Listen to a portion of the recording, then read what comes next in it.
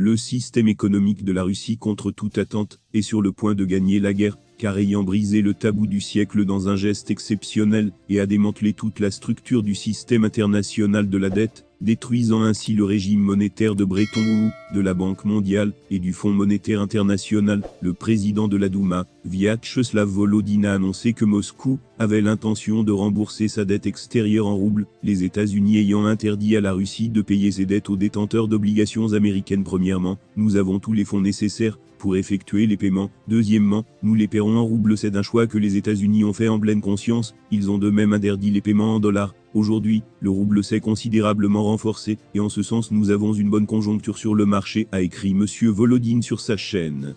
Telegram. Selon lui, cette décision de la Russie contre la formalité d'usage a été prise en réponse au défi que les États-Unis veulent lancer au pays en ne prolongeant pas la licence pour le service de la dette extérieure de la Russie. Nous avons de l'expérience pour des règlements mutuels en roubles, les contrats gaziers l'ont démontré, laissons donc les États-Unis et les satellites qui soutiennent leur décision s'habituer au rouble, a souligné M. Volodine. Remboursement de la licence générale du département du Trésor américain, qui permettait à la Russie d'effectuer des paiements pour le service de sa dette extérieure, a expiré mercredi. Le département financier a annoncé mardi qu'il n'avait pas l'intention de prolonger la validité du document publié en mars, qui excluait des sanctions les paiements pour le service d'une partie de la dette souveraine de la Russie. Moscou doit rembourser environ 100 millions de dollars de dette extérieure vendredi.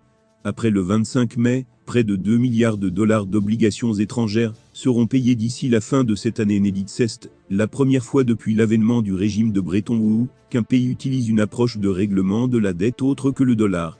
La première victoire de la Russie contre l'Occident et les États-Unis, dans la guerre sur sa demande de gaz en roubles, a conduit les économistes à croire en la supériorité de la Russie. Cette fois également, selon Bloomberg, le rouble a clôturé au plus haut niveau en 5 ans, par rapport à l'euro, car de plus en plus d'entreprises européennes semblaient se conformer à la demande de Vladimir Poutine de passer au paiement du gaz naturel dans la devise russe. Le rouble a bondi de 9% contre l'euro, et a terminé la séance de vendredi en hausse de 2,8% contre le dollar. À Moscou, la devise russe est la plus performante au monde. Cette année, le contrôle des capitaux, l'effondrement des importations et la flambée des prix de l'énergie ont rendu le rouble environ 20% plus fort qu'avant le conflit en Ukraine. Il y a plus de 3 mois, l'assouplissement progressif des restrictions sur le marché par la Banque centrale n'a pas été en mesure d'inverser l'appréciation, ce qui pourrait devenir un problème pour le budget, car une grande partie des revenus provient de devises étrangères, rapporte Bloomberg Avenir. Certain en outre, de nombreux clients étrangers de Gazprom PJSC se conforment aux exigences de Poutine en ouvrant des comptes en devises et en roubles auprès de la branche de prêt du géant gazier, Gazprom Bank,